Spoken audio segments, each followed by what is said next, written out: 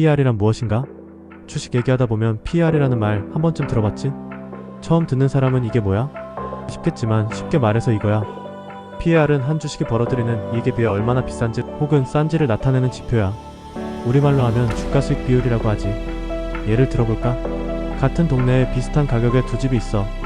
한 집은 임대 수익이 연간 1억 원이고 다른 집은 5천만 원을 벌어들여. 너라면 어느 집을 살래? 당연히 수익률 높은 집이지. PER도 이런 식으로 투자 효율성을 비교하는 데 쓰이는 거야. 주식에서는 이걸 이렇게 계산해. PER은 주가 나누기 주당 순이익 EPS. 예를 들어 어떤 회사의 주가가 7만 원이고 주당 순이익 EPS이 5천 원이라면 PER은 14배가 되는 거지. 이 말은 이 회사의 주식은 1년치 순이익의 14배 가격으로 거래되고 있다는 뜻이야. 재밌는 건 이 숫자가 단순히 높다고 나쁜 것도 아니고 낮다고 무조건 좋은 것도 아니라는 거야. 그럼 도대체 PER은 왜 쓰는 건데? 사실 이게 바로 중요한 포인트야. PER은 회사가 현재 시장에서 어떻게 평가받고 있는지를 보여주는 창 같은 거거든. 예를 들어 어떤 기업의 PER이 높다면 시장이 그 회사의 미래 성장 가능성에 대해 높은 기대를 가지고 있다는 뜻일 수 있어. 반대로 낮은 PER은 시장이 그 회사를 덜 신뢰하거나 혹은 안정적인 가치주라고 평가하고 있다는 거지. 그래서 PER을 잘 활용하면 저평가된 주식을 찾거나 과대평가된 주식을 피할 수 있는 강력한 도구가 돼. 물론 여기에는 몇 가지 주의할 점도 있어. PER만 보고 모든 걸 판단했다가는 낭패를 볼 수도 있거든. 뒤에서 그 얘기도 할 거니까 기대해. PER이 재밌어지는 건 이걸 가지고 실제로 회사의 적정 주가를 계산하거나 다른 회사랑 비교할 때야. 그러니까 이번엔 이걸 어떻게 분석하고 활용할 수 있는지 더 깊이 파헤쳐보자. 준비됐지? 렛츠고! PER의 기본적 분석. 자, 이제 PER이 뭔지는 알았으니까 이걸 어떻게 해석하고 활용해야 하는지 얘기해보자. 이게 단순히 숫자 하나 보는 게 아니라 회사와 산업 그리고 시장의 전반적인 분위기를 읽는데 중요한 힌트를 준단 말이야. PER은 주가와 주당 순이익 EPS 두 가지로 나눠져 있어. 주가는 말 그대로 시장에서 사람들이 이 회사의 가치를 얼마나 매기고 있는지 나타내고, EPS는 회사가 벌어들인 순이익을 주식 한 주당 나눈 값이야. 쉽게 말하면 주가는 기대감이고 EPS는 실적이지. 예를 들어 IT 회사와 제조업 회사 B가 있다고 해보자. 둘 다 EPS가 똑같이 1,000원이야. 그런데 회사 O는 PER이 30배, 회사 B는 PER이 10배야. 이 말은 시장의 IT 회사 O에 대해 훨씬 더 높은 기대감을 가지고 있다는 뜻이지. 왜냐면 IT 회사가 앞으로 더 성장할 가능성이 크다고 보는 거야. 반대로 제조업 회사 B는 안정적이지만 성장 가능성은 크지 않다고 평가하는 거지. PER의 해석 높을수록 좋을까? 그럼 PER은 높을수록 좋은 걸까? 꼭 그렇지는 않아. PER이 높다는 건 회사에 대한 기대가 큰 거지만 그 기대가 과도하면 나중에 실망감으로 이어질 수도 있거든. 반대로 PER이 낮다고 무조건 좋은 것도 아니야. 시장이 그 회사의 위험성을 반영했을 수도 있거든. 예를 들어 바이오 스타트업 C가 있다고 치자. 갑자기 획기적인 신약을 개발해서 EPS가 급등해 PER이 5배로 낮아졌다고 해. 얼핏 보면 저평가된 것 같지만 신약의 시장 가능성이나 지속적인 이익 창출 여부를 따져보지 않으면 잘못된 판단을 할 수 있어. 이런 걸 보면 PER은 그 숫자만 보는 게 아니라 왜 그런 PER이 나왔는지 맥락을 파악하는 게 중요하다는 거지. PER이 항상 완벽한 건 아니야. 성장주는 보통 EPS가 낮거나 적자를 기록하는 경우가 많아. 그런데도 PER이 100배 이상인 경우도 있지. 왜냐? 그 회사의 미래 가능성을 시장이 미리 반영하고 있기 때문이야. 대표적인 예가 테슬라 같은 회사야. 초기에는 PER이 터무니없이 높았지만 지금 보면 그 당시 투자한 사람들이 승리한 셈이지. 반대로 가치주는 PER이 낮아도 안정적인 배당이나 꾸준한 이익을 주는 회사들이 많아. 금융업계의 대표주자 버크셔 해서웨이를 떠올려봐. PER은 낮지만 워렌 버핏의 회사라는 안정성이 시장에서 큰 신뢰를 얻고 있잖아. 결론은 이거야. PER은 단순히 숫자로 보지 말고 그 회사의 산업적 특성, 성장 가능성, 시장의 기대를 모두 포함해 해석해야 진짜 가치가 나온다는 거지. 다음 단계에서는 PER을 활용해 기업을 직접 비교하거나 적정 주가를 계산하는 방법을 살펴볼 거야. 흥미롭지? 계속 따라와. 3. PER을 활용한 기업 가치 평가. 이제 본격적으로 PER을 활용해 기업 가치를 평가해보자. PER은 숫자 하나로도 강력한 힌트를 주지만 제대로 쓰려면 같은 산업군의 기업들과 비교하거나 시장 평균과 비교해야 진짜 가치가 나와. 여기서 중요한 건 맥락이야. 이걸 모르고 숫자만 보면 자칫 함정에 빠질 수 있거든. PER을 제대로 이해하려면 비슷한 성격의 기업들이 비교해야 해. 예를 들어 IT 산업 내의 두 기업을 보자. 이 기업 PER 15배, 안정적이고 꾸준한 성장세. 이 기업 PER 30배, 신생 기업이지만 성장 속도가 빠름.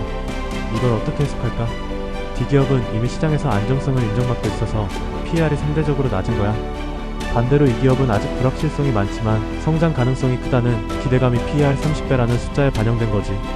이 경우 너의 투자 스타일에 따라 선택이 달라질 거야. 안정성을 원하면 D기업, 모험적인 성향이라면 이 기업을 선택하겠지? PER을 활용하면 기업의 적정 주가도 계산할 수 있어. 공식은 간단해. 적정 주가는 EPS 곱하기 목표 PER이야. 예를 들어 어떤 회사의 EPS가 5,000원이고 목표 PER을 20배로 설정했다고 치자. 그럼 적정 주가는 5,000원 20배 10만원이 되는 거지. 그런데 현재 주가가 8만원이라면 이 회사는 시장에서 저평가되고 있다고 볼 수 있어. 반대로 주가가 12만원이라면 과대평가라고 생각할 수도 있겠지. PER을 사용하면 저평가된 기업을 찾는 데 유용해. 예를 들어 자동차 산업에서 평균 PER이 12배라고 하자. 그런데 어떤 기업이 PER 8배로 거래되고 있다면 이 회사는 저평가 가능성이 있다고 볼 수 있지. 하지만 여기서 중요한 건 왜 저평가됐는지를 따져봐야 한다는 거야. 만약 그 회사가 최근 몇 년간 실적이 꾸준히 악화됐거나 산업 전망이 어두운 상황이라면 단순히 PER이 낮다고 해서 매수하면 안 되는 거지. 성장주에서는 PER이 50배, 심지어 100배 이상인 경우도 흔해. 이런 경우엔 PER이 현재 이익보다 미래 잠재력을 반영하고 있다는 점을 기억해야 해. 예를 들어 테슬라가 처음 주목받을 때 PER이 1000배까지 올라갔던 적도 있어. 그땐 이건 너무 고평가야 라는 말이 많았지만 지금은 그런 평가가 무의미해졌지. 결국 성장주의 PER은 미래를 보는 안목이 중요해. PER로 기업 가치를 평가할 땐 단순히 숫자만 보지 말고 그 숫자 뒤에 숨겨진 맥락과 시장의 기대, 그리고 산업의 특징을 함께 고려해야 해. 다음은 PER과 실제 주가 예측 사례를 통해 좀 더 실전적인 활용법을 살펴볼 거야. 계속 가보자. 자, PER과 주가 예측 사례. 이제 좀 더 흥미로운 얘기로 넘어가 보자. PER을 활용해서 주가를 예측하고 실제로 투자 판단에 어떤 영향을 줄 수 있는지 사례를 통해 알아보는 거야. 말로만 설명하면 재미없으니까 우리가 아는 유명한 기업들을 예로 들어보자. 성장주의 PER 테슬라 사례. 테슬라 다들 알지? 이 회사는 전기차라는 새로운 시장을 열면서 엄청난 주목을 받았어. 그런데 초기에는 PER이 정말 말도 안 되게 높았지. 2020년 기준으로 PER이 무려 1000배를 넘어갔거든. 당시 많은 사람들이 이건 너무 고평가야 라고 했지만 테슬라의 미래 성장 가능성을 본 투자자들은 이 회사에 베팅했어. 결과적으로 어떻게 됐을까? 테슬라는 이후에도 꾸준히 성장했고 지금은 PER이 안정적인 수준으로 내려왔어. 이 사례는 PER이 단순히 현재 이익을 반영하는 게 아니라 미래의 잠재력을 포함하고 있을 때 어떻게 해석해야 하는지를 보여줘. 테슬라처럼 성장성이 큰 기업의 PER은 단순히 숫자로 판단하기보다는 그 뒤에 있는 시장의 기대를 읽어야 해. 가치주의 PER 버크셔 해서웨이 사례. 워렌 버핏이 이끄는 버크셔 해서웨이는 가치주 투자로 유명하지. 이 회사는 PER이 낮은 편이야. 2020년 기준으로 PER이 10배 수준이었거든. 하지만 시장에서는 이 회사를 저평가된 기업으로 보지 않아. 왜냐면 안정적인 이익을 꾸준히 내고 배당도 탄탄하게 지급하기 때문이야. 버크셔 해서웨이는 PER이 낮으면 반드시 저평가다라는 공식을 깨는 좋은 사례야. 이 회사는 낮은 PER의 안정성과 신뢰를 기반으로 형성된 거거든. 이런 회사에 투자한다면 장기적인 안정성과 배당 수익을 기대할 수 있는 거지. 산업마다 적정 PER이 다르다는 것도 꼭 기억해야 해. 예를 들어 IT 산업 평균 PER 30배. 혁신과 성장 가능성을 반영한 수치야. 헬스케어 산업 평균 PER 25배. 신약 개발과 같은 큰 기회가 있지만 실패 가능성도 반영돼. 금융산업 평균 PER 10배. 안정적이지만 성장 가능성은 상대적으로 낮아. 어떤 산업이든 이 평균값을 참고해서 개별 기업이 과대평가됐는지 저평가됐는지 판단하는 데 활용할 수 있어. PER과 주가 변동성의 관계.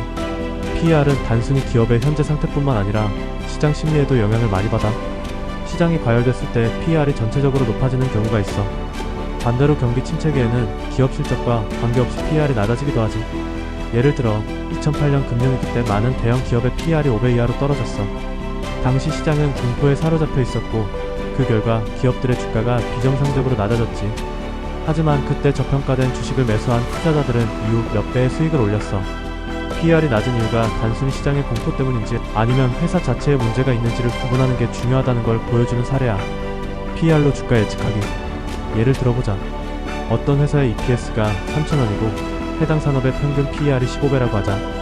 그렇다면 이 회사의 적정 주가는 3,000원, 15배 45,000원이야. 그런데 현재 주가가 4만원이라면 시장에서 약간 저평가된 상태라고 볼 수 있지. 하지만 여기서 멈추면 안 돼. 이 회사가 왜 PER이 낮은지 혹은 왜 저평가됐는지를 추가로 조사해야 해.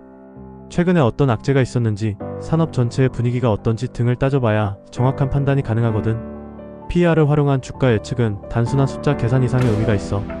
이 숫자가 만들어진 배경과 맥락을 이해하면 너도 투자에서 훨씬 더 깊이 있는 판단을 내릴 수 있을 거야. 이제 PER을 다른 지표와 조합해서 더 전략적으로 활용하는 방법을 알아보자. 준비됐지? 계속 가보자. PER의 활용을 극대화하는 전략. 자, PER을 알게 됐으니 이제 한 단계 업그레이드 해보자. PER은 단독으로도 강력한 지표지만 다른 지표들과 조합하거나 특정 전략을 추가하면 훨씬 더 날카로운 투자 도구가 될 수 있어. 오늘은 그 방법들을 몇 가지 재미있게 풀어볼게. PER이 주식의 수익성을 보여주는 지표라면 PBR은 회사의 자산 가치를 기준으로 평가하는 지표야. 이 둘을 같이 보면 기업이 과연 돈을 잘 벌면서도 자산 가치까지 괜찮은지를 한눈에 파악할 수 있지. 예를 들어보자. IT 기업 FPR 20배, PBR 5배. 제조업 기업지 PER 10배, PBR 1배. IT 기업 F는 성장주라 PER과 PBR 모두 높은 수준이야. 시장이 이 회사의 성장 가능성에 큰 가치를 두고 있다는 뜻이지. 반대로 제조업 기업지는 안정적인 가치주로 PER과 PBR이 모두 낮아. 성장보다는 자산 기반의 안정성에 초점이 맞춰진 회사라는 거야. 이 조합을 활용하면 성장 가능성이 높은 기업을 고를지 안정적이고 저평가된 회사를 선택할지 전략적으로 접근할 수 있어. PER은 글로벌 시장에서도 투자 전략을 세우는 데 유용해.